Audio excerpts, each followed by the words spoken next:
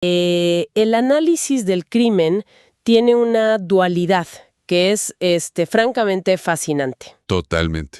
Por un lado, tenemos toda esta narrativa popular, ya sabes, súper dramatizada, donde resolver un delito es como armar un rompecabezas rápido en laboratorios impecables, con luces de neón, y todo se resuelve en 45 minutos. Sí, la magia de la televisión. Exacto.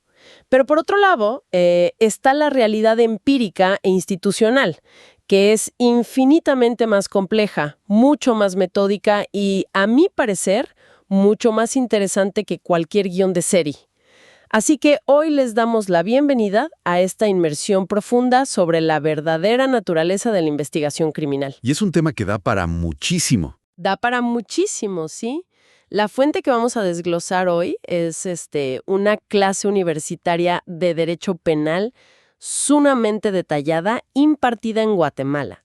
Y la misión de este análisis es justamente comprender el engranaje real detrás de la persecución de un delito. Separando la ciencia rigurosa de los mitos, digamos. Exactamente. Y examinando esa fricción constante que existe entre las herramientas científicas y las políticas de Estado, que es donde la justicia a veces parece tan compleja para quienes nos escuchan y leen las noticias a diario. Es que esa fricción es el núcleo del problema, porque el crimen jamás ocurre en un vacío. O sea, es un fenómeno social profundo, que está atravesado por factores socioeconómicos, deficiencias de las instituciones y, pues, fallos sistémicos generales. Claro, no es solo la escena del crimen aislada. No, para nada. Para abordarlo desde una perspectiva académica y legal, se requiere una metodología que no se limite a acordonar una escena con cinta amarilla. Hay un andamiaje teórico masivo que clasifica cómo el Estado y la ciencia interactúan frente a la ruptura de la ley. Y la clase que analizamos estructura esta interacción dividiendo el conocimiento en dos grandes ramas, las ciencias penales y las ciencias auxiliares.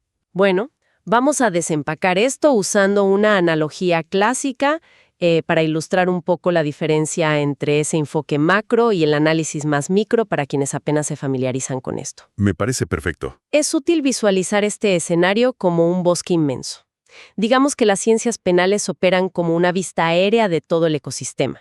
Estudian los patrones climáticos, cómo interactúan las diferentes especies y, en general, la salud del terreno. Ajá. En términos legales, analizan el qué y el porqué de la criminalidad a nivel de toda la sociedad.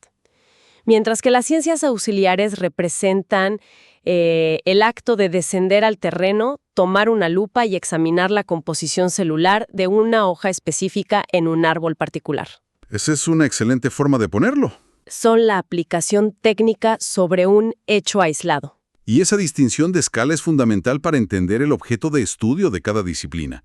Si analizamos las ciencias penales, su objeto es el fenómeno criminal en su totalidad.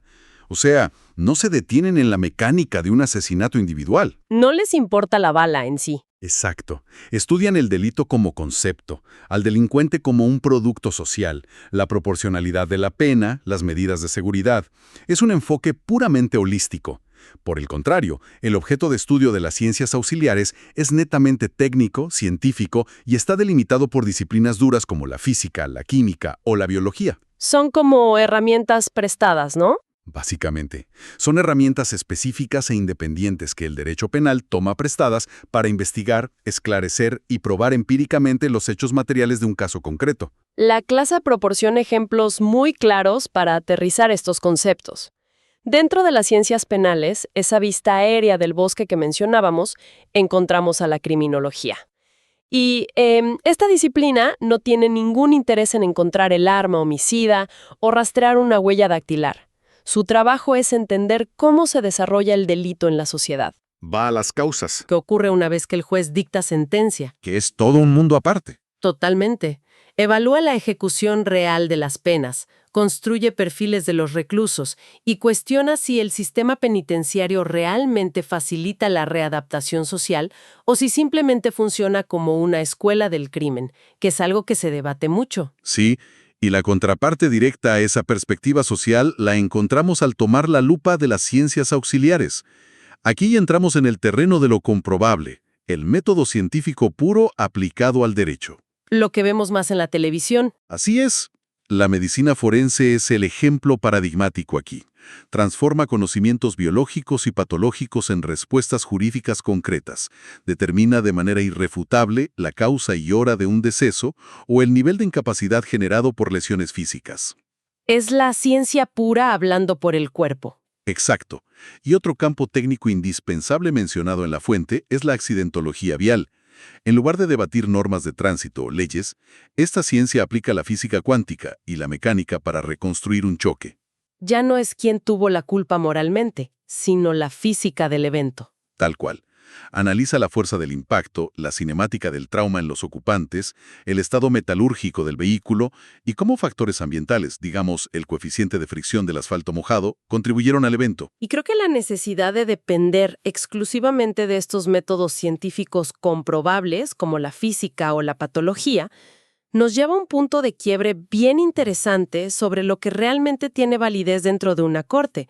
Porque hay una tendencia en los medios a glorificar métodos esotéricos o alternativos en la resolución de misterios, ¿verdad? ¿O sí? La cultura pop está llena de eso. Exacto.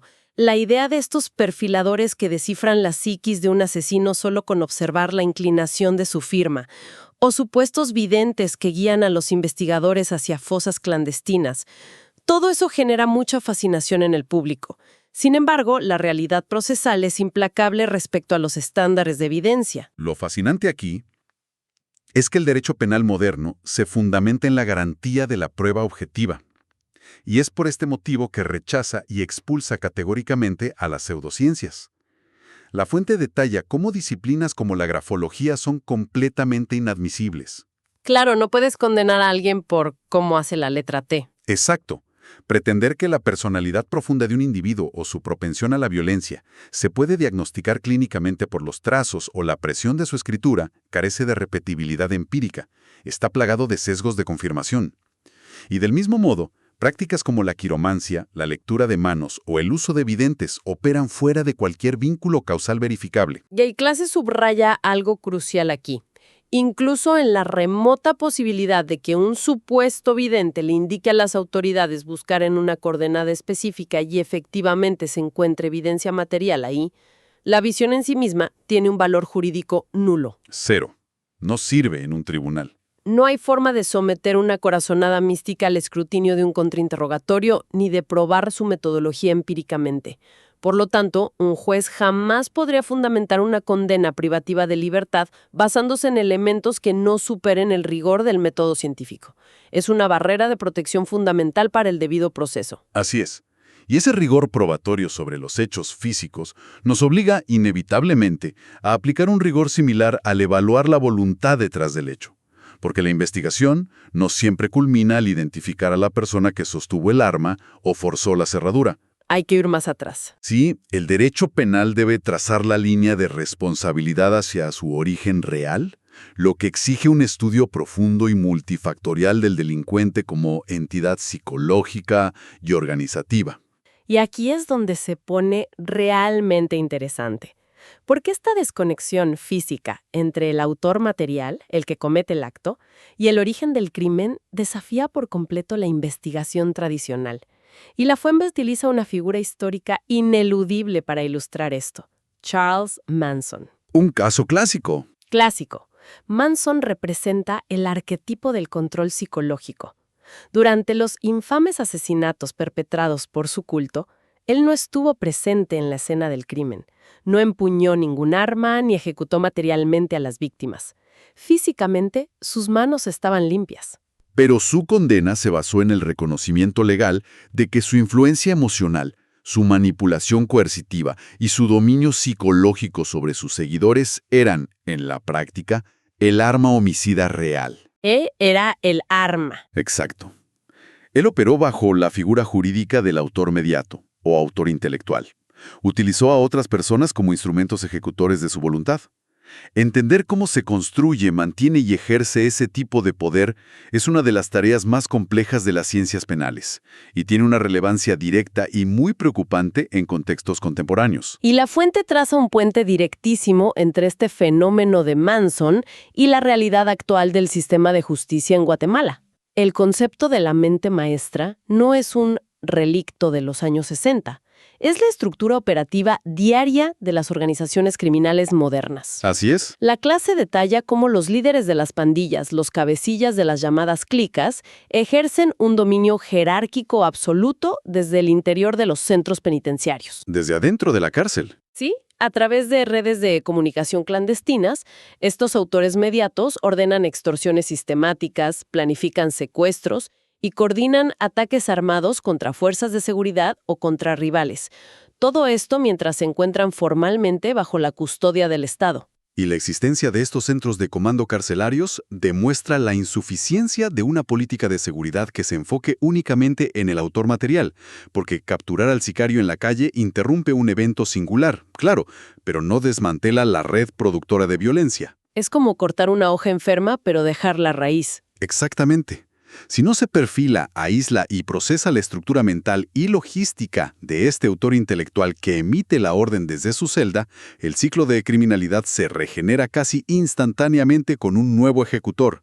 Esto requiere un nivel de inteligencia estatal y análisis sociológico muy superior a la simple patrulla preventiva en la calle. Y el estudio de la mente criminal se vuelve todavía más espinoso cuando nos enfrentamos a individuos cuya voluntad no está guiada por una organización criminal o una ideología de culto, sino que está fracturada por la enfermedad. Ese es un terreno sumamente delicado. Sí, aquí la psiquiatría forense entra al escenario judicial con la inmensa responsabilidad de evaluar clínicamente la salud mental de un acusado. Deben establecer una frontera clara entre condiciones permanentes y alteraciones psíquicas temporales. Es básicamente el proceso de sentar a la cordura misma en el banquillo. Y esa distinción clínica es vital, porque altera radicalmente el concepto de culpabilidad. La clase examina primero las condiciones permanentes y lleva el análisis al ala psiquiátrica del Hospital Federico Mora en Guatemala. Un lugar muy conocido por esto. Sí. Este recinto alberga a individuos que han cometido actos ilícitos graves, pero que sufren de trastornos psiquiátricos crónicos, severos e irreversibles. Estamos hablando de cuadros de esquizofrenia no tratada, psicopatías extremas o daños neurológicos profundos. Y la realidad clínica dictamina que estos individuos simplemente no comprenden la ilicitud de sus acciones de la misma manera que una persona en pleno uso de sus facultades cognitivas. Por ende, la respuesta del Estado no puede ser la readaptación tradicional mediante una pena de prisión convencional, porque no hay una psiquis funcional que readaptar. No puedes castigar una enfermedad. Exacto. La ley contempla en estos escenarios la aplicación de medidas de seguridad permanentes. Es un internamiento de naturaleza médica y preventiva diseñado no como un castigo, sino como una contención necesaria para proteger a la sociedad de un peligro latente y constante. Pero fíjate que la complejidad procesal se multiplica cuando la psiquiatría forense debe analizar las alteraciones temporales. Porque aquí ya no hablamos de una patología permanente, sino de una mente habitualmente funcional que sufre un colapso transitorio. Un cortocircuito. Un cortocircuito, sí. La fuente cita ejemplos específicos del derecho guatemalteco, como el estado de emoción violenta, y lo ilustra con un caso muy mediático, el caso Bonia Palacios. En estos escenarios, el peritaje debe determinar si un estímulo externo extremo provocó una ofuscación mental repentina, un momento donde se anuló la capacidad de control de impulsos del individuo justo en el instante de cometer el delito. Y otro concepto jurídico súper intrincado en esta misma línea es la riña tumultuaria. Cuando un grupo de personas se enfrasca en agresiones mutuas bajo un estado de caos y efervescencia colectiva, la psicología de masas y la alteración transitoria del juicio complican muchísimo la asignación de responsabilidad individual de un resultado fatal. Imagínate tratar de probar quién hizo qué y con qué intención en medio del caos. Es un rompecabezas. La ciencia auxiliar debe retroceder en el tiempo a través de evaluaciones psicológicas retrospectivas y testimonios para diagnosticar el estado mental exacto del acusado en el microsegundo en que ocurrió el acto. La diferencia entre una condena por asesinato premeditado y un homicidio bajo emoción violenta depende enteramente de la pericia clínica de este análisis. Con el análisis físico y biológico, la medicina forense no limita su campo de acción a la escena de un crimen violento o a las mesas de autopsias. Su aplicación en el ámbito documental y de salud pública es igualmente determinante. La clase expone casos fascinantes ocurridos dentro del Instituto Guatemalteco de Seguridad Social, el IGES, que demuestran la minuciosidad de la auditoría forense moderna. Sí, y el primer caso médico legal analizado es profundamente trágico, pero demuestra el tremendo alcance del rastreo biológico. Se trata del diagnóstico de VIH en una niña de corta edad. Para determinar las responsabilidades civiles y penales, los forenses tuvieron que reconstruir una línea de tiempo biológica retrospectiva. Un trabajo titánico. Así es. A través de la revisión exhaustiva de protocolos médicos, registros de bancos de sangre y expedientes clínicos, lograron descartar la transmisión congénita y rastrearon el origen del contagio hasta una negligencia crítica en el manejo de una transfusión sanguínea, una que se realizó en una clínica subcontratada durante los primeros días de vida de la menor. En este caso, el expediente médico se transformó literalmente en la escena del crimen. Es un nivel de investigación documental impresionante. Y el segundo incidente expuesto en la clase revela el uso de la medicina forense para desmantelar fraudes estructurales. En Escuintla se documentó un intento sistemático de defraudar al sistema de suspensiones laborales, prenatales y postnatales mediante la simulación de un embarazo. Fingir un embarazo para cobrar. Exacto. La trama involucraba la falsificación de documentación y la manipulación del sistema de recursos humanos.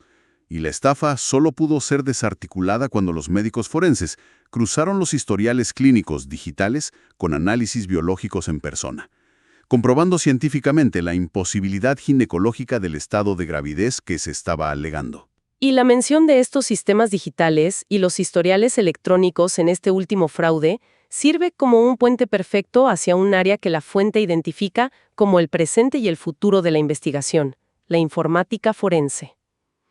Porque la criminalidad contemporánea ha migrado masivamente de las calles a los servidores. La clase enfatiza este potencial, que todavía está muy subexplotado en la región. Hoy en día, los robos bancarios modernos ocurren mediante inyecciones de código, no con armas de fuego. Y el panorama de los ciberdelitos exige un nivel de especialización técnica sin precedentes. La informática forense es indispensable para rastrear direcciones IP y metadatos en casos devastadores de ciberbullying o para desentrañar la criptografía financiera detrás de los ciberataques corporativos. Que son cada vez más comunes. Muy comunes. Y a un nivel más cotidiano, es la única herramienta capaz de seguir el rastro digital del dinero en las innumerables estafas que proliferan en plataformas como Facebook Marketplace, donde la interacción entre la víctima y el victimario ocurre en jurisdicciones virtuales que son dificilísimas de delimitar. Ahora, la recolección de toda esta evidencia, ya sea una auditoría informática, un perfil psiquiátrico o un análisis de fluidos, no ingresa automáticamente a un expediente legal frente a un juez. Existe un filtro procesal que es extremadamente rígido. Sí, la ley tiene sus reglas estrictas. La FOT explica que el conocimiento de estas ciencias auxiliares solo adquiere validez jurídica a través de su formalización en dictámenes periciales o peritajes. Son informes técnicos elaborados y ratificados bajo juramento por expertos calificados que se someten al escrutinio del juez y de las partes defensora y acusadora durante todas las fases del proceso judicial. Y en el contexto de Guatemala, la integración de estos peritajes suele generar ciertas confusiones sobre qué institución hace qué. Un mito común, y que es desmentido categóricamente en la clase, es la creencia de que el Instituto Nacional de Ciencias Forenses, el INACIF, monopoliza la emisión de absolutamente todo peritaje científico. Que ellos hacen todo. Que la intervención de otras entidades especializadas cuando el evento escapa a la competencia estrictamente médica o balística del INACIF.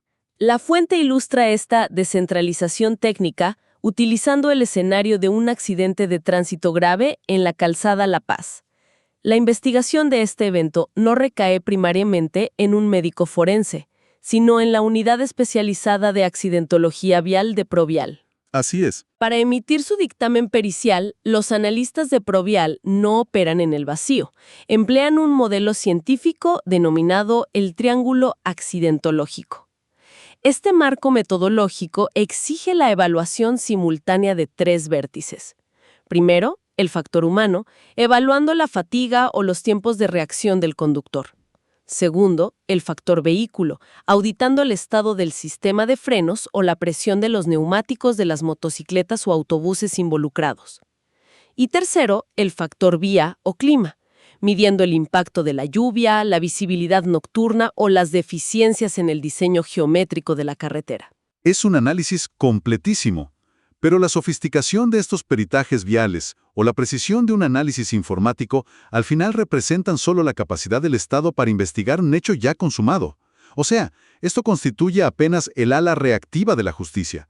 La otra gran dimensión analizada en la clase es la política criminal. La prevención y estrategia. Exactamente. Este concepto engloba la macroestrategia, el diseño institucional y las medidas preventivas y punitivas que adopta el Estado para contener la delincuencia de manera sistémica, antes, durante y después del delito. Y las estrategias de política criminal mencionadas en la clase como ejemplos prácticos reflejan intentos de innovación operativa. Se discute la creación de divisiones policiales hiperespecializadas como DIPANDA, que está estructurada específicamente para el combate táctico y la recolección de inteligencia contra el fenómeno de las extorsiones y las pandillas. Un enfoque muy dirigido. Sí, también se evalúan los intentos de importar modelos extranjeros de vigilancia territorial, como el Plan Cuadrante originario de Chile. Esta doctrina busca dividir las áreas urbanas en cuadrículas de responsabilidad microterritorial, asignando patrullas específicas a sectores reducidos, con el objetivo de disminuir drásticamente los tiempos de respuesta policial y fomentar una vigilancia comunitaria de proximidad. Claro, acercar la policía a la comunidad. Entonces, ¿qué significa todo esto? Tenemos a nuestra disposición perfilamiento psiquiátrico de autores mediatos, reconstrucción física de accidentes mediante el triángulo accidentológico, auditorías forenses hospitalarias y modelos de patrullaje por cuadrantes. La arquitectura institucional parece robusta, pero la pregunta central de la clase es, ¿está funcionando este andamiaje en la contención real del fenómeno criminal? Y la respuesta no es sencilla. Si conectamos esto con el panorama general, la conclusión de la clase es una evaluación crítica y bastante severa. Gran parte de la política criminal en Guatemala ha fracasado en su objetivo fundamental de pacificación social. Un fallo estructural. Y el análisis revela que este fracaso no se debe necesariamente a la incapacidad técnica de los forenses o de las patrullas, sino a un error de enfoque sistémico. Todo este masivo despliegue científico, institucional y presupuestario está orientado casi de manera exclusiva a atacar el resultado. Operan sobre las ruinas, intervienen para levantar el cuerpo, auditar el fraude o encarcelar al autor material cuando el tejido social ya se ha rasgado irremediablemente. La miopía de la política criminal radica justamente en su naturaleza puramente reactiva.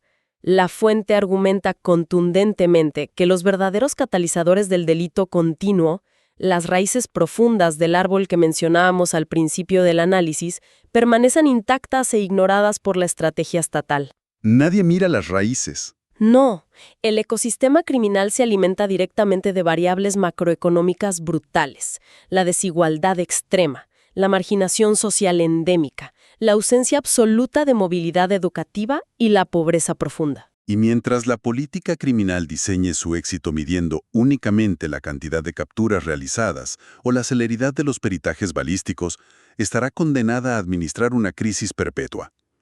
La represión punitiva y las ciencias auxiliares son indispensables para el Estado de Derecho, sí, pero son estériles como método de prevención si el Estado abandona la inversión en infraestructura social básica.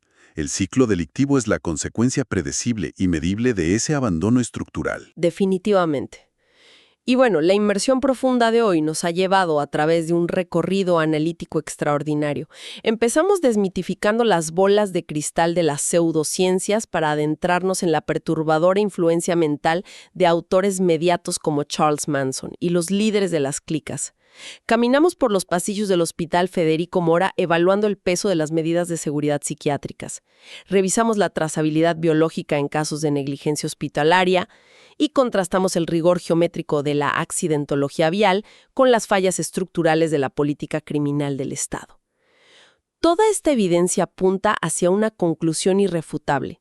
El derecho penal es una disciplina que caminaría a ciegas sin la linterna analítica y el escrutinio riguroso de sus ciencias auxiliares. Esto plantea una pregunta importante si miramos hacia la frontera tecnológica de la investigación. Si el futuro de las ciencias auxiliares radica en la informática forense y en el cruce masivo de metadatos, transacciones financieras e historiales clínicos, eventualmente llegaremos a un punto donde los algoritmos y la inteligencia artificial podrán predecir estadísticamente dónde, cómo y quién cometerá el próximo delito.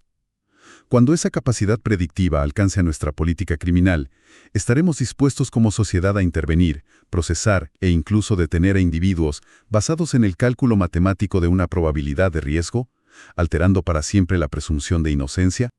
¿O la tecnología forense se convertirá en una herramienta de vigilancia masiva que amenazará las mismas libertades que pretende proteger? Ese es, sin duda, el debate legal, científico y ético de la próxima década. Una tensión profunda entre la hipervigilancia preventiva y los derechos fundamentales que todos deberemos vigilar muy de cerca. Ha sido un análisis intelectualmente demandante y sumamente revelador. Agradecemos profundamente el tiempo y la atención que quienes nos escuchan han dedicado a desentrañar la verdadera mecánica de la justicia con nosotros hoy. Hasta la próxima inmersión profunda y manténganse curiosos. El análisis del engranaje legal y científico siempre nos obliga a mirar más allá de la superficie. Ha sido un privilegio desarrollar estos conceptos. Muchas gracias por el espacio y la compañía. Hoy tenemos una misión sumamente interesante al adentrarnos en esta exploración profunda. Vamos a desglosar una clase magistral de Derecho Penal, un material que resulta ser puro oro para la preparación de exámenes orales de derecho privado y público. Así es. El objetivo aquí es estructurar toda esta información que es, digamos, bastante densa y convertirla en una guía definitiva. Transformar la teoría pura en conocimiento aplicable, táctico y sobre todo memorable. Y lo que hace que este análisis sea imperativo es que el material no se queda atrapado simplemente en el ámbito teórico. Aterriza los dogmas del derecho directamente en la cruda realidad del sistema judicial guatemalteco. Claro. Muestra cómo la arquitectura legal, que es perfecta en el papel, choca violentamente con la práctica forense, las deficiencias procesales y las dinámicas sociales. En esta exploración profunda, vamos a navegar por una dualidad que a primera vista parece un error de imprenta, pero que es pura realidad jurídica. Por un lado, tenemos el enigma de una pena tan extrema como la pena de muerte, que está escrita, impresa y vigente en la ley actual, pero que es legalmente imposible de ejecutar. exacto, imposible de aplicar. Y por otro lado, algo quizás más perturbador en el día a día, o sea, el fenómeno de leyes penales diseñadas como escudos inquebrantables para proteger a las víctimas más vulnerables, siendo afiladas y utilizadas como espadas para ejecutar venganzas personales. Totalmente. Pero para desentrañar esos fenómenos, primero hay que dominar el tablero de juego. El análisis parte de una división fundamental que todo jurista debe tener muy interiorizada, la arquitectura del Código Penal. Hablamos de dos grandes bloques que funcionan en simbiosis, el libro 1, que es la parte general, y el libro 2, la parte especial. A ver, el libro 1 es, en esencia, la caja de herramientas. Es el derecho sustantivo en su forma más pura. Ahí residen la teoría del delito, las reglas de aplicación de la ley en el tiempo y el espacio territorial, las causas que eximen de responsabilidad y las reglas de participación para determinar, digamos, quién es el autor principal y quién es un simple cómplice. Exactamente. Y el libro 2 es el catálogo concreto de delitos. Ahí dejamos la abstracción y entramos a las conductas específicas que atentan contra los bienes jurídicos tutelados, ya sea la vida, el patrimonio o la indemnidad sexual. Ajá. Básicamente, la parte general proporciona las fórmulas metodológicas que obligatoriamente se deben aplicar para resolver y penalizar los casos concretos tipificados en esa parte especial. Pasemos entonces de la teoría a la práctica, aplicando un orden metodológico. El material establece un canon de 6 pasos para resolver cualquier caso, pero en lugar de solo enlistarlo así de forma aburrida, apliquémoslo directamente a un caso de estudio sumamente severo que se discute a fondo, o sea, el delito de violación, tipificado en el artículo 173. Me parece excelente. El paso 1 es la jurisdicción, asegurando que la ley aplica en el territorio. Pero el paso 2 es la tipificación, y aquí se exige demostrar que existe una acción típica, antijurídica y culpable. Espera, antes de avanzar, desmitifiquemos esa tríada para tenerla absolutamente clara. Sí, es vital desglosarlo para cualquier examen oral. Típica significa que la acción encaja perfectamente en el molde descrito por el código. O sea, la conducta real tiene que ser un reflejo exacto del texto legal. El famoso tipo penal. Exacto. Luego, antijurídica implica que esa acción va en contra del derecho y no tiene ningún permiso legal que la justifique, como si lo tendría, por ejemplo, herir a alguien en legítima defensa. Claro. Y culpable significa que la acción se le puede reprochar a la persona porque actuó con pleno conocimiento y voluntad, estando en su sano juicio. Aplicando eso al artículo 173, la acción típica es inmensamente amplia. Se define como el acceso carnal por vía vaginal, anal o bucal, pero también incluye la introducción de cualquier parte del cuerpo u objetos, requiriendo violencia física o psicológica. Ahora, hay una variante crucial en este artículo. Así es. El delito se consuma incluso sin el uso de la violencia si la víctima es menor de 14 años o si es una persona incapaz volitiva o cognitivamente. Y aquí pregunto, ¿qué implica exactamente esa incapacidad en la práctica forense? Es un término clínico y legal combinado, y es muy importante entenderlo bien. La incapacidad cognitiva significa que la persona, por alguna condición mental o de desarrollo, simplemente no puede comprender la naturaleza o las consecuencias del acto sexual. O sea, no hay entendimiento del hecho. Exacto. Y la incapacidad volitiva, por su parte, ataca la voluntad. La persona quizás entienda lo que está pasando, pero está privada de la capacidad de ejercer su libre albedrío para consentir o rechazar el acto. Si un agresor se aprovecha de cualquiera de estos dos estados, la ley suprime el requisito de probar violencia. El simple hecho del acceso carnal constituye el delito consumado. Eso nos lleva al punto de la condena, que es el paso 6 de este algoritmo legal que estamos construyendo. El artículo 173 establece una pena base que va de los 8 a los 12 años de prisión. Y la verdad, esa base de 8 a 12 años suena sorprendentemente baja considerando la devastación del bien jurídico vulnerado. Sí, parece poco. Uno esperaría que la ley tenga mecanismos contundentes para ajustarse cuando las circunstancias del crimen son mucho más perversas. Y los tiene. Esa percepción de una pena leve es precisamente lo que activa el artículo 174, que introduce las agravantes específicas para los delitos de violencia sexual. Aquí es donde la parte general modifica drásticamente a la parte especial. No estamos hablando de sumar un par de meses a la condena. No, para nada. El artículo exige que la pena se aumente en 2/3 partes. Es un salto matemático fuerte. Si un juez impone la máxima de 12 años, esas 2/3 partes representan 8 años adicionales, disparando la condena automáticamente a 20 años de prisión inconmutables. Es un aumento brutal, pero necesario. Y las circunstancias que activan este salto matemático son escalofriantes. Tenemos la acción conjunta, que es cuando participan 2 o más personas, multiplicando el terror y la indefensión de la víctima. Totalmente. Tenemos el abuso de parentesco y confianza, aplicando al agravante si el agresor es pariente, tutor, cónyuge, excónyuge o conviviente. Y también la vulnerabilidad extrema, enfocada en víctimas de la tercera edad, personas con discapacidad o aquellas privadas de libertad bajo custodia del Estado. Y hay un escenario agravante particular que el análisis disecciona con mucha profundidad. Me refiero a la incapacitación química.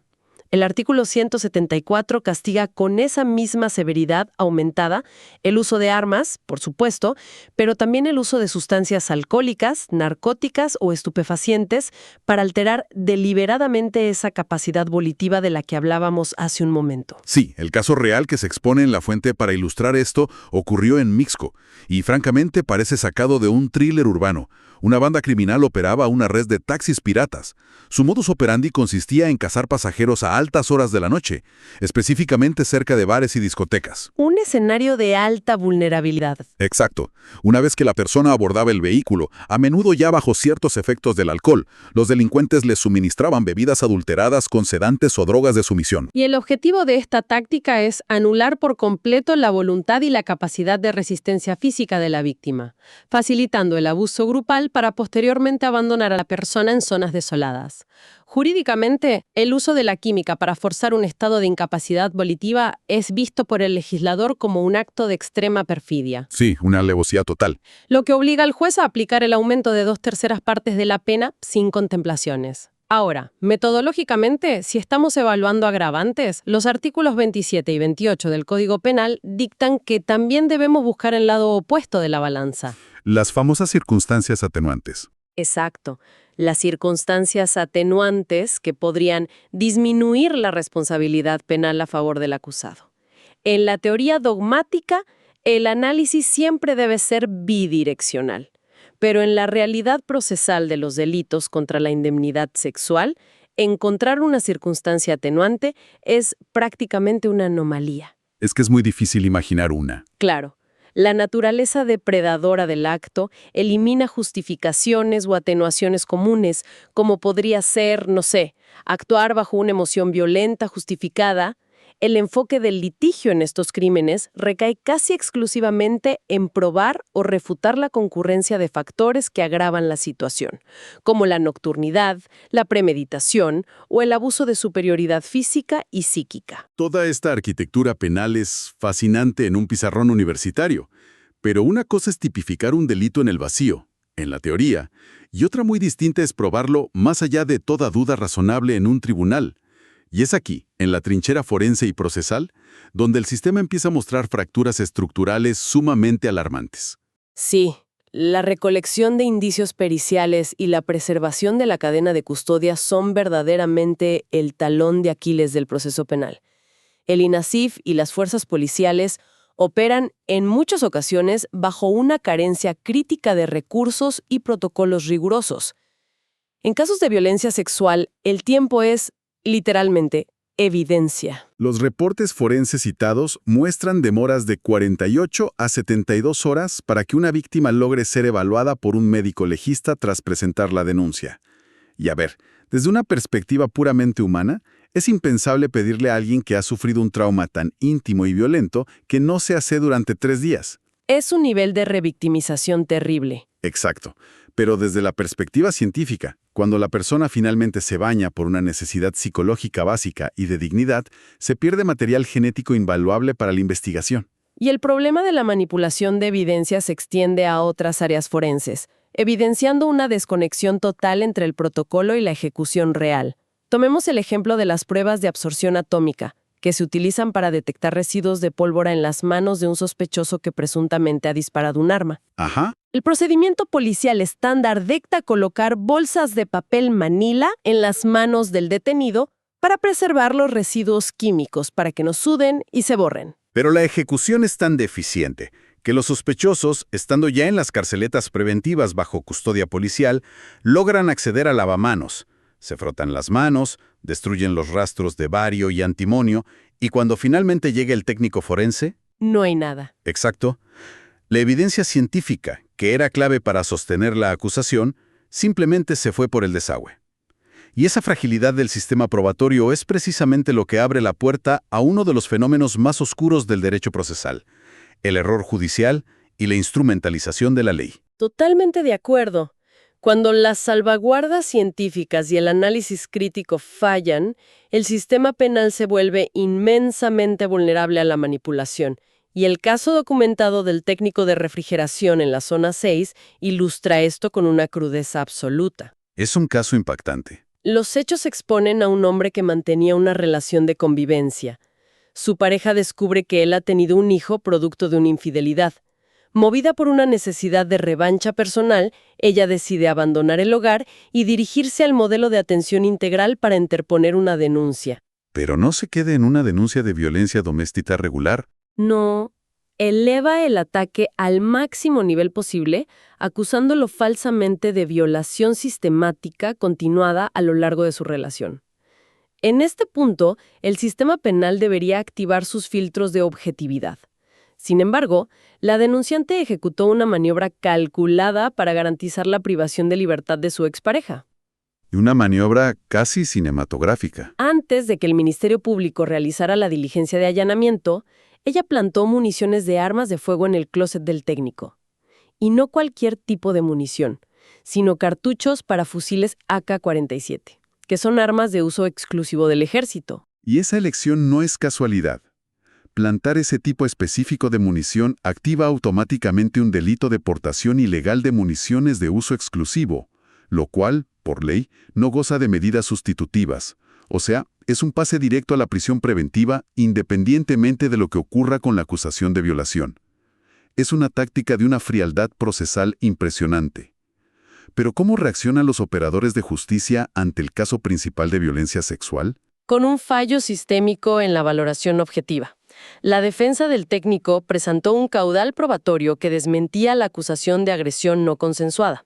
Se aportaron historiales completos de chats de WhatsApp y videos de índole sexual explícita, grabados y enviados voluntariamente por la misma denunciante en las fechas en que supuestamente ocurrían las violaciones sistemáticas. Y es que no solo era evidencia digital de redes sociales. El dictamen médico legal emitido por el propio INASIF fue concluyente. El informe detalló una ausencia total de signos de violencia física reciente, descartando desgarros, hematomas o cualquier lesión compatible con una agresión sexual forzada. Únicamente se constató evidencia clínica de relaciones sexuales previas congruentes con una vida de pareja normal. Pero aquí viene lo grave.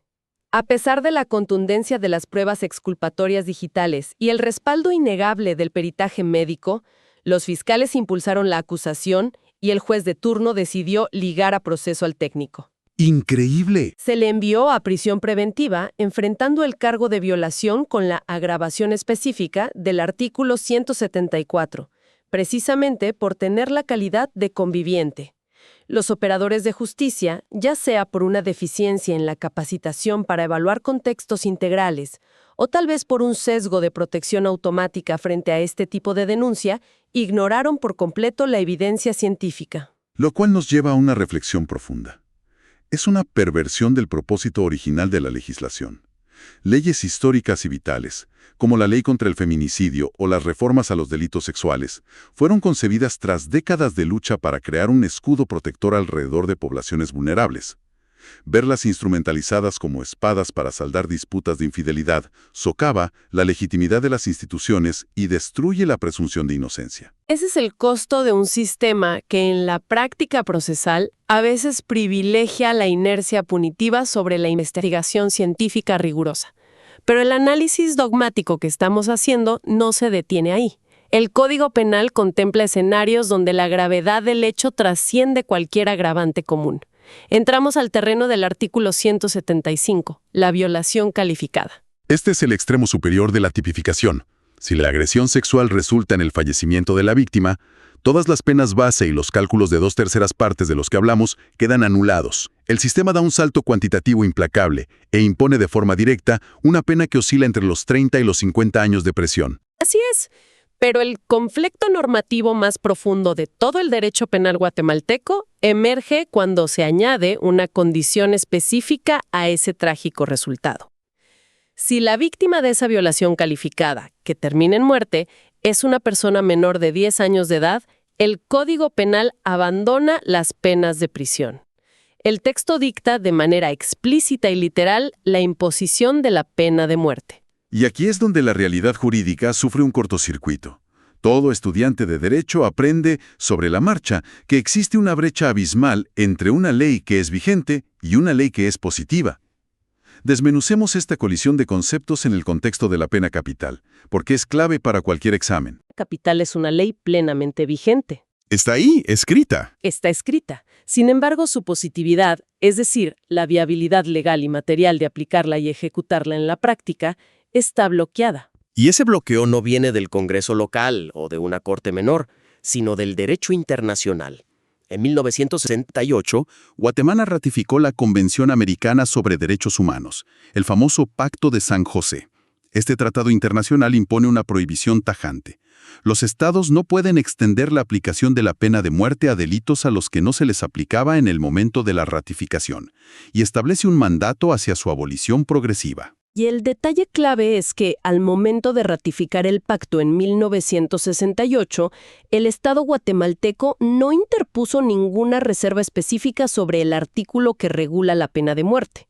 Por la supremacía de los tratados internacionales en materia de derechos humanos, el Estado quedó atado de manos. Jaque mate jurídico. Prácticamente, para que un juez pudiera firmar hoy una sentencia de ejecución sin violar el derecho internacional, el Ministerio de Relaciones Exteriores tendría que ejecutar una denuncia parcial del tratado, notificando formalmente su retiro de esa disposición específica.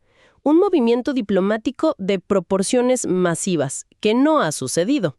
La historia reciente del país sirve como un testimonio crudo de este choque normativo. No estamos hablando de leyes arcaicas del siglo XIX. En 1996, el país fue testigo de la aplicación literal de este artículo 175, en un caso que sacudió a la sociedad hasta sus cimientos. Exacto, el caso de Roberto Girón y Pedro Castillo en el departamento de Escuintla. Ambos fueron procesados y condenados por el secuestro, violación y posterior asesinato de una niña menor de 10 años. Los tribunales guatemaltecos aplicaron la ley vigente en ese momento y ordenaron la ejecución. El evento fue de una magnitud pública sin precedentes modernos. La sentencia se ejecutó mediante fusilamiento en las instalaciones de la Granja Penal Canadá. Fue un acto documentado y transmitido, cubierto por más de 150 periodistas nacionales e internacionales. Sin embargo, la onda expansiva de esa ejecución alcanzó las cortes internacionales. Y el epílogo de ese caso confirma la trampa legal en la que se encontraba el país. Años después del fusilamiento, el Estado de Guatemala fue llevado ante la Corte Interamericana de Derechos Humanos. La resolución fue una condena internacional contra el Estado por haber ejecutado a los reos contraviniendo las obligaciones irrenunciables adquiridas bajo el Pacto de San José. Es el ejemplo perfecto de por qué un código no puede leerse en aislamiento. Siempre está sujeto a una red global de jurisprudencia. Y bueno, todo está interconectado. Empezamos desentrañando artículos de un libro de texto, pasamos por las falencias de los laboratorios forenses y las carceletas preventivas y terminamos analizando sentencias de cortes internacionales de derechos humanos. Es un viaje completo. Y para estructurar el cierre y cumplir con el propósito de afianzar este conocimiento para la preparación de exámenes orales, creo que debemos consolidar el orden canónico del análisis penal. Son 6 pasos ineludibles que deben aplicarse secuencialmente para que la respuesta sea perfecta. Repasemos ese algoritmo legal rápidamente. Paso 1. La ley en el tiempo y el espacio, confirmando la jurisdicción territorial. Paso 2. La tipificación exhaustiva, demostrando la existencia de una acción típica, antijurídica y culpable. Paso 3. El análisis de las causas eximentes de responsabilidad penal, verificando si existió alguna justificación legal para el acto, como la legítima defensa. Paso 4. La evaluación de las circunstancias modificadoras, buscando atenuantes, pero, como vimos en estos delitos graves de índole sexual, enfocándose casi exclusivamente en las agravantes que disparan las condenas, como la nocturnidad o el uso de drogas. Paso 5. La determinación del grado de participación, separando a los autores intelectuales y materiales de los cómplices. Y finalmente, el paso 6. El paso 6. El cálculo matemático y normativo para la imposición de la pena exacta. Es un mapa estructurado y brillante para navegar cualquier caso penal.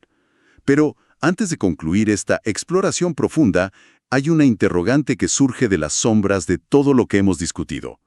Hemos analizado cómo el error judicial y la deficiencia en la recolección de pruebas, como un simple hisopado retrasado o un chat de WhatsApp ignorado, pueden enviar a un inocente a prisión o dejar a un culpable en las calles. Es una realidad alarmante hoy en día. Y eso ocurre hoy con evidencia relativamente análoga o fácil de rastrear, lo que nos deja pensando en un dilema existencial para el derecho probatorio del futuro.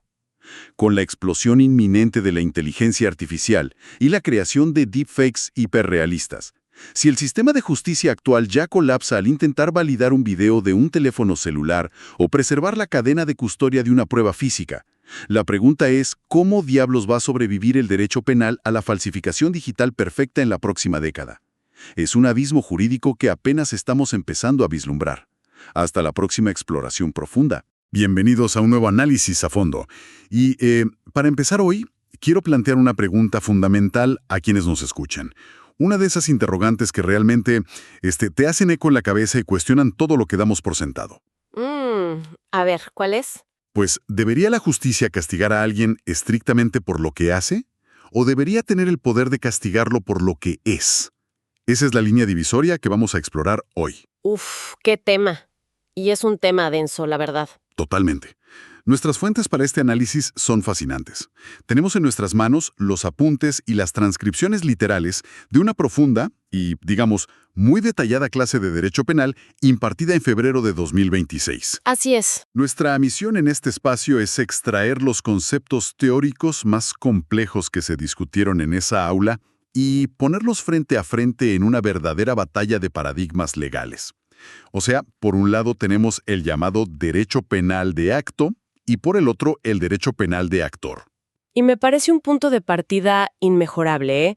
Porque lo fascinante aquí es que esta distinción, aunque a primera vista suene puramente académica o como un simple debate de salón de clases, es en realidad el núcleo de cómo concebimos la libertad. Claro, no es solo teoría para abogados. Exacto, no lo es.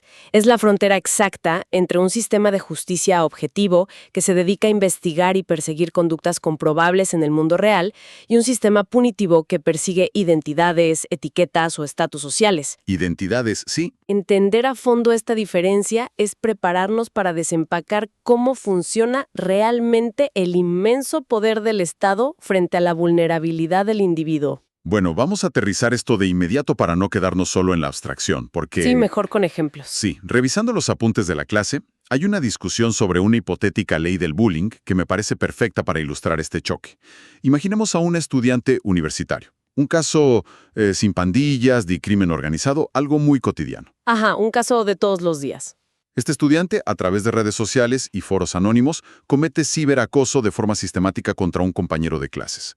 Le envía mensajes amenazantes continuos, expone información privada y como resultado directo de esta campaña, la víctima sufre una lesión psicológica real y documentada. Ok, el daño está hecho y es comprobable. Exactamente. Entonces, si pasamos este escenario tan específico por el filtro de ambos paradigmas legales, ¿cuál sería la diferencia fundamental en cómo el Estado aborda el caso? Fíjate, si analizamos esto bajo el paradigma del derecho penal de acto, el sistema judicial tiene una tarea muy específica y muy delimitada. Se va a enfocar exclusivamente en la acción concreta que alteró el mundo exterior. O sea, los mensajes. Los mensajes, exacto. Es decir, el fiscal tendría que probar que este estudiante universitario en particular envió esos mensajes amenazantes en fechas específicas y que esa acción directa fue la que resultó en la lesión psicológica demostrable. Se investiga, se prueba y se castiga el acto en sí mismo. La lupa está puesta sobre el teclado y la pantalla, digamos. Literalmente. El Estado evalúa el hecho material. Entiendo. El peso de la prueba recae sobre los hechos verificables.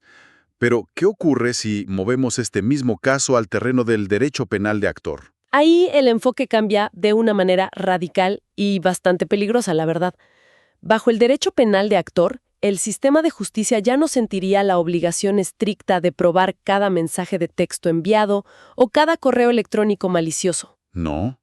Entonces, ¿qué prueban? En su lugar, el aparato judicial buscaría enjuiciar a este estudiante simplemente por tener la calidad de bully. El fiscal intentaría demostrar que el acusado posee una personalidad acosadora, un carácter hostil o que encaja en el perfil psicológico de un agresor cibernético. ¡Wow! En otras palabras, se le juzga y se le condena por lo que el Estado asume que es, basándose en su identidad o en su supuesta naturaleza moral, no necesariamente por las pruebas irrefutables de lo que hizo. Ese es un salto conceptual enorme. Pasar de probar un daño real y documentado a juzgar una especie de vibra o un rasgo de personalidad abre una puerta inmensa para la arbitrariedad. Totalmente inmensa. Y aquí es donde me pregunto cómo justifica la ley ese salto. Los apuntes mencionan que el concepto de tipicidad es la barrera que supuestamente impide esto. Para quienes analizan esto desde una perspectiva de lógica pura, ¿por qué es tan incompatible castigar el ser en lugar del hacer, dentro de la estructura tradicional del delito? Esa incompatibilidad se explica brillantemente a través de la lógica clásica. La clase utiliza el silogismo de Aristóteles, una herramienta de hace más de 2300 años, para explicar la tipicidad. A ver, refresquemos un poco la memoria con el silogismo. Claro, en el derecho penal tradicional el silogismo funciona así. Tienes una premisa mayor, que es la norma escrita por el legislador. Por ejemplo, el que cause lesiones psicológicas mediante acoso reiterado tendrá una pena de 3 a 5 años de prisión. Esa es la regla general. Exacto. Luego tienes la premisa menor, que es el hecho verificable en la realidad. Este estudiante causó lesiones psicológicas mediante acoso reiterado. La conclusión lógica es inevitable. Al estudiante se le aplica la pena. Es una operación casi matemática. Si A es la ley y B es la acción que encaja perfectamente en A, entonces C es el castigo. No hay espacio para ambigüedades. Tal cual. La tipicidad exige una descripción normativa estricta, cerrada y detallada de una conducta humana prohibida. Pero cuando introducimos el derecho penal de actor, esta lógica formal implosiona. ¿Por qué implosiona? Porque la premisa mayor, o sea, la norma, deja de describir una acción clara. Ya no dice el que hiciere tal cosa. Pasa a describir una condición de vida, afirmando algo como el que sea un acosador crónico o el que tenga una personalidad antisocial.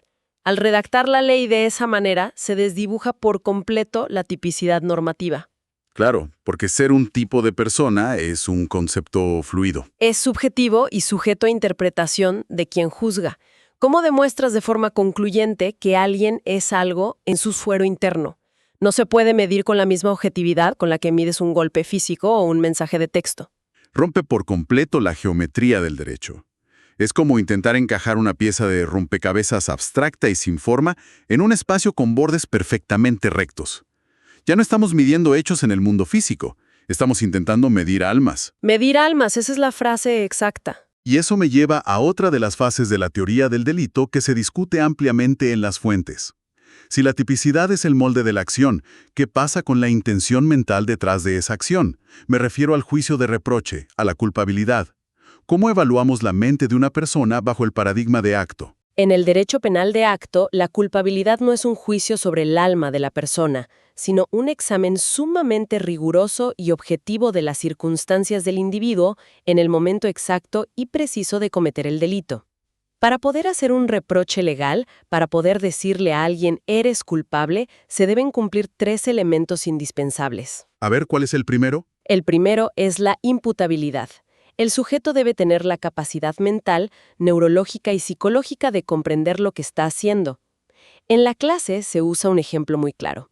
Imaginemos a Laura, una niña de 5 años que entra a una joyería y toma un diamante valiosísimo. Obviamente, una niña no sabe lo que hace. Exacto. Laura no es imputable. Su inmadurez psicológica le impide comprender el desvalor de su acción. Por lo tanto, no hay delito que reprocharle a ella. Ese primer elemento tiene todo el sentido lógico. No puedes castigar a quien no entiende la realidad material. ¿Cuál es el segundo requisito para este reproche? El segundo es la conciencia de la antijuridicidad.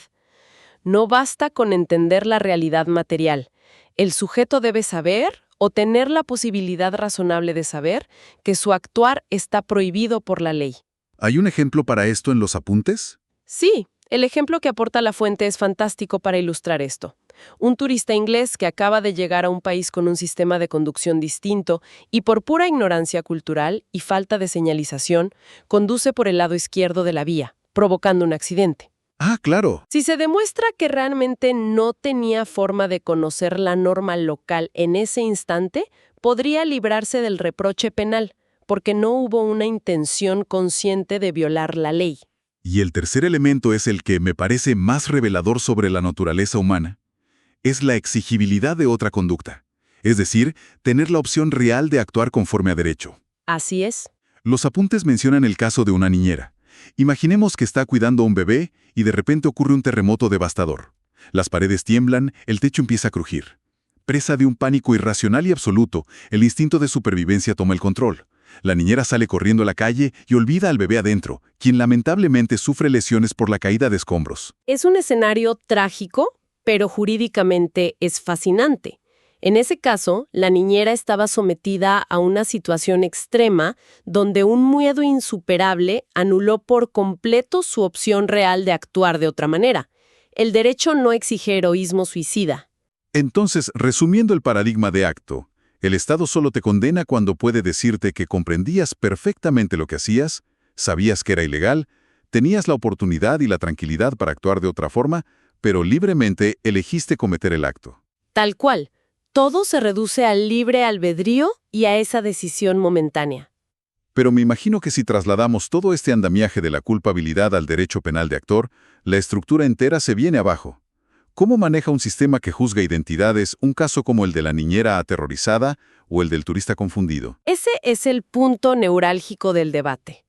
Bajo el paradigma del derecho penal de actor, todo este análisis detallado de la circunstancia momentánea se destruye por completo. En este enfoque, el Estado asume una perspectiva implacablemente subjetiva. Ya no importa el terremoto. No, la culpabilidad ya no reprocha una decisión aislada en el tiempo o un error de juicio durante un desastre natural. Lo que se reprocha es la conducción de vida del sujeto en su totalidad. ¿A qué te refieres exactamente con conducción de vida?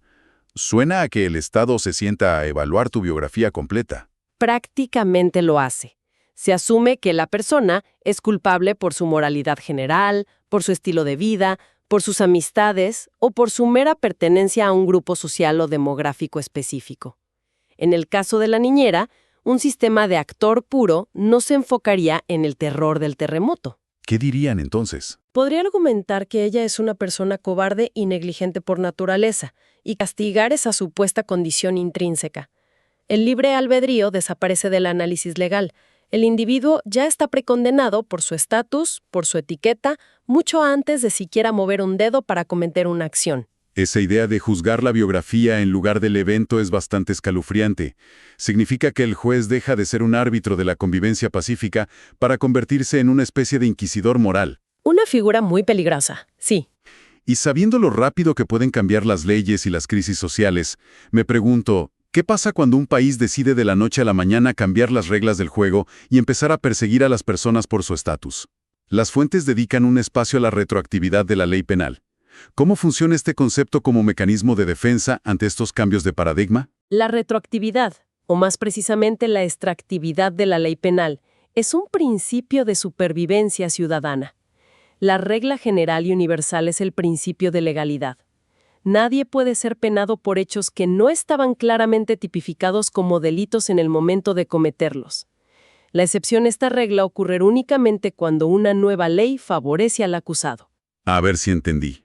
El ejemplo de los apuntes. Lo ilustran con una línea de tiempo sencilla.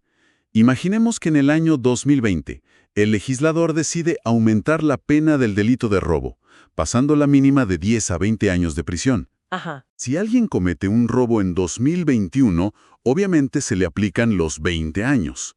Pero si una persona cometió ese mismo robo en 2018, cuando la pena era menor, y por azares del sistema de justicia recién es capturada y juzgada en 2021, el juez está obligado a mirar hacia atrás y aplicarle la ley de 2018, o sea, la de 10 años, porque es la más benigna. Lo explicaste perfecto. Así funciona. Llevando esa mecánica a nuestra batalla de paradigmas, si un Estado se enfrenta a una crisis y decide virar bruscamente hacia un derecho penal de actor, creando leyes draconianas que de pronto criminalizan la identidad, la apariencia o la simple afiliación de las personas, este principio de retroactividad debería actuar como un cortafuegos. Debería, sí. Debería garantizar que quienes son capturados hoy no sufran una persecución retroactiva y desproporcionada basada en una nueva calidad de autor o estatus que el Estado acaba de inventar e imponer. En teoría, sí. La ley penal protege contra la aplicación hacia atrás de figuras punitivas más duras, siendo la herramienta de defensa institucional más grande que tiene el individuo frente a los cambios pendulares en la política criminal de una nación. Sin embargo, la realidad a menudo desafía la teoría de formas muy complejas. Y precisamente sobre esa realidad compleja, creo que es el momento perfecto para abordar el caso de estudio más crudo que mencionan las fuentes. Ese escudo de la retroactividad y de las garantías suena muy bien en la teoría de un salón de clases, pero cuando los estados se enfrentan a crisis de seguridad masivas, las reglas del juego cambian rápidamente las fronteras. Es ahí donde la teoría choca con la pared de la realidad. De hecho, el caso de las extradiciones entre Guatemala y El Salvador es la prueba de fuego de todo esto. Y aquí hay que hacer una pausa importante para nuestra audiencia. Vamos a analizar este escenario geopolítico actual con total frialdad objetiva. Es vital aclarar eso. Dejando completamente de lado cualquier debate político sobre si las medidas de seguridad de estos gobiernos son acertadas o equivocadas, nos vamos a enfocar estrictamente en la mecánica legal que las fuentes de la clase detallan para ilustrar el choque de estos dos derechos penales operando en tiempo real. Esa perspectiva analítica es vital. El escenario fronterizo que plantea la clase es el siguiente. Las autoridades de seguridad de Guatemala capturan dentro de su territorio a una persona identificada como de nacionalidad salvadoreña, la cual posee múltiples tatuajes alusivos y característicos de la Mara 18. Aquí es donde vemos la fricción de los paradigmas, ¿Por qué en ese punto exacto? Porque Guatemala, operando hasta ese momento bajo un modelo tradicional de derecho penal de acto, se encuentra con un muro de contención legal muy estricto. Las autoridades guatemaltecas no pueden procesar a esta persona penalmente, no pueden abrirle un juicio y encarcelarle en su país únicamente por tener tatuajes en la piel o por su presunta afiliación a un grupo. Porque no hay evidencia de que haya cometido una conducta delictiva material. Exacto, un acto verificable dentro de la jurisdicción de Guatemala. Es decir, el sistema guatemalteco, al estar atado a la tipicidad del acto, dice, tener un tatuaje no es una acción criminal territorial. Al no haber un delito concreto comprobado, Guatemala tampoco puede iniciar un proceso formal y burocrático de extradición pasiva frente a un juez, que es lo que ocurriría normalmente si El Salvador estuviera reclamando a esta persona por un homicidio con fecha y hora específicas. Claro, no hay una orden por un acto específico. Entonces, frente a este callejón sin salida legal, ¿cuál es la solución pragmática que describe la fuente? Trasladan a la persona bajo custodia policial hasta la frontera física y, mediante una figura casi administrativa, la entregan directamente a las autoridades salvadoreñas. Es una expulsión migratoria de facto más que un procedimiento de extradición jurídica formal. Y es justo en el milisegundo en que esa persona cruza la línea fronteriza hacia El Salvador donde presenciamos la materialización pura, absoluta y práctica del derecho penal de actor. ¿Qué pasa al cruzar? El Salvador recibe a este individuo e inmediatamente, según relata el análisis de la clase, es procesado y enviado a prisión preventiva bajo regímenes de excepción a instalaciones de máxima seguridad como el SECOT. De inmediato. Un salvadoreña vigente en ese contexto, específicamente en normativas como la ley antimaras que clasifica a estos grupos como organizaciones terroristas, es el ejemplo de texto definitivo de este paradigma. La persona enfrenta una persecución penal férrea y una condena sostenida exclusivamente por su estatus. Su mera pertenencia al grupo, evidenciada visualmente por los tatuajes, es suficiente. Me parece asombroso cómo en cuestión de metros, al cruzar una línea imaginaria en el mapa, la exigencia probatoria desaparece.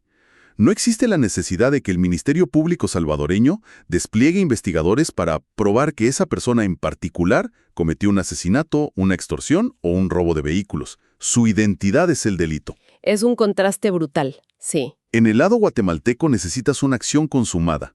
En el lado salvadoreño, la condición de existencia de la persona es la base de la privación de libertad. Así opera la mecánica de la persecución de identidades. Y para entender hasta dónde puede llegar este nivel de escrutinio sobre el individuo, la fuente de la clase nos lleva de vuelta a la teoría para discutir el concepto de la antijuridicidad y las famosas causales de justificación. Así, este es quizás el punto de estrés más extremo para cualquier sistema legal. Hablamos de situaciones donde cometer un delito es literalmente la única forma de sobrevivir. Sí, casos al límite de la experiencia humana. Los apuntes recuerdan el famosísimo caso real de los sobrevivientes del vuelo de la Fuerza Aérea Uruguaya en los Andes, en 1972. Aquel equipo de rugby que, tras estrellarse en la Cordillera Nevada y pasar semanas aislados sin esperanza de rescate, tomó la decisión extrema de consumir los cuerpos de los pasajeros fallecidos para no morir de inanición. ¿Cómo procesa el derecho penal de acto una tragedia humana de esa magnitud? Ese caso es la definición clásica y de manual de lo que se conoce como estado de necesidad. Si analizamos la tragedia de los Andes bajo la óptica estricta del derecho penal de acto, la evaluación es sumamente clara y compasiva. Porque la conducta existe. Existe una conducta típica, por supuesto, el irrespeto y alteración de cadáveres humanos. El acto ocurrió. Pero el derecho de acto evalúa objetivamente el contexto general.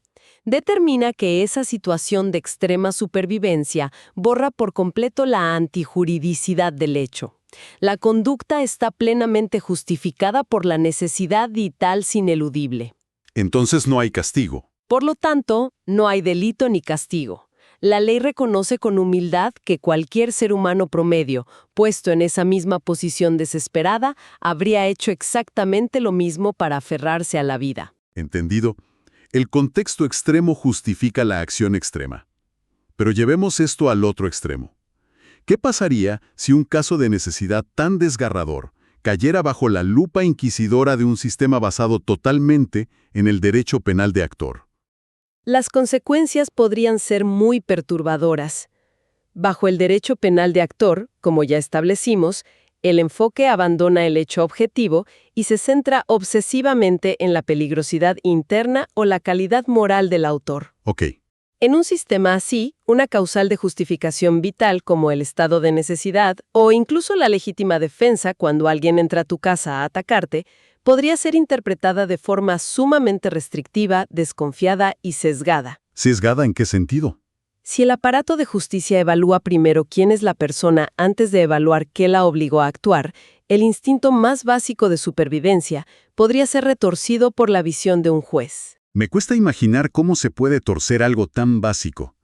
¿Qué argumento usarían para negar la supervivencia? Podrían argumentar que ser capaz de realizar un acto tan extremo, brutal o violento para sobrevivir no demuestra una necesidad humana universal, sino que es evidencia latente de una personalidad desviada, de una naturaleza fría o de una tendencia criminal inherente que el individuo mantenía oculta. Básicamente dándole la vuelta por completo. Exacto.